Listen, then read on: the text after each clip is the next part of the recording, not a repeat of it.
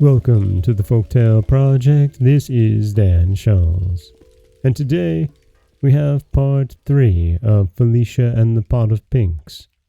And this is the final part of the tale, so if you haven't already, head back to part 1 from 2 episodes ago and get yourself caught up, because we're going to head right into this wonderful finale of Felicia and the Pot of Pinks. Bruno had gone out into the forest, never thinking that Felicia would search in his room for the pinks, and she was delighted by his unexpected absence, and thought to get them back without further trouble. But as soon as she entered the room, she saw a terrible army of rats who were guarding the straw bed, and when she attempted to approach it, they sprang at her, biting and scratching furiously. Quite terrified, she drew back, crying out, "Oh, my dear Pinks, how can you stay here in such bad company?"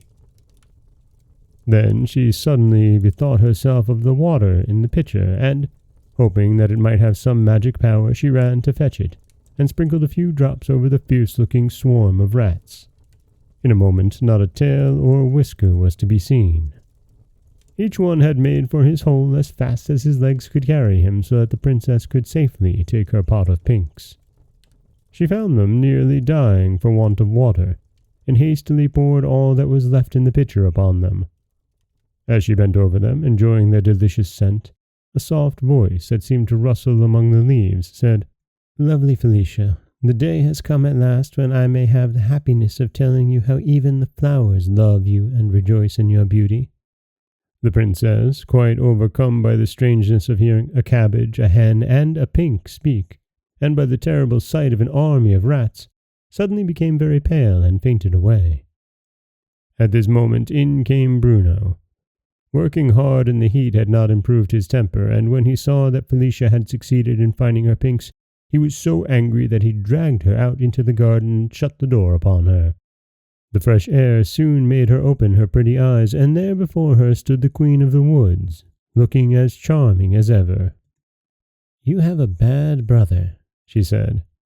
"I saw how cruelly he turned you out. Shall I punish him for it?" "Ah, no, madam," she said. "I am not angry with him.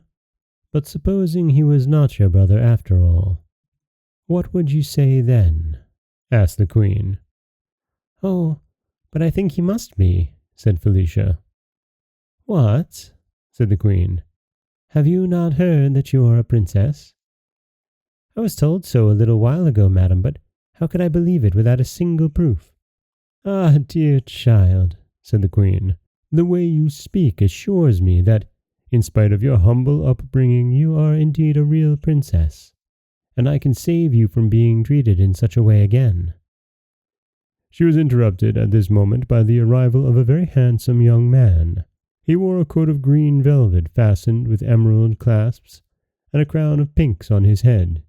He knelt upon one knee and kissed the Queen's hand. "Ah," she cried, "my pink, dear son, what a happiness to see you restored to your natural shape by Felicia's aid." And she embraced him joyfully. Then, turning to Felicia, she said, "Charming princess, I know all the hen told you, but you cannot have heard that the zephyrs, to whom was entrusted the task of carrying my son to the tower where the queen your mother so anxiously waited for him, left him instead in a garden of flowers, while they flew off to tell your mother, whereupon a fairy with whom I had quarrelled changed him into a pink, and I could do nothing to prevent it.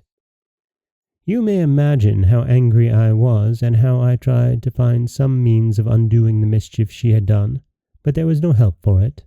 I could only bring Prince Pink to the place where you were being brought up, hoping that when you grew up he might love you, and by your care be restored to his natural form. And you see, everything has come right as I had hoped it would.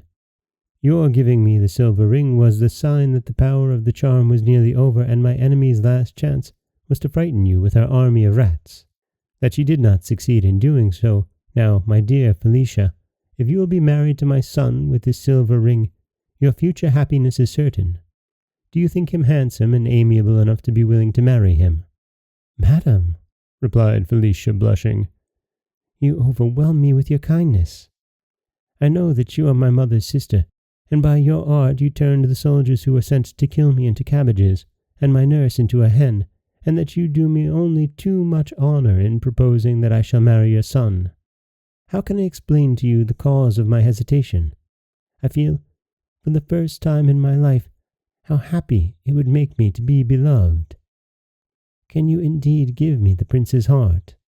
"It is already yours, lovely princess," he cried, taking her hand in his. "But for the horrible enchantment which has kept me silent, I should have told you long ago how dearly I love you." This made the princess very happy, and the queen, who could not bear to see her dressed like a poor shepherdess, touched her with her wand, saying, "I wish you to be attired as befits your rank and beauty."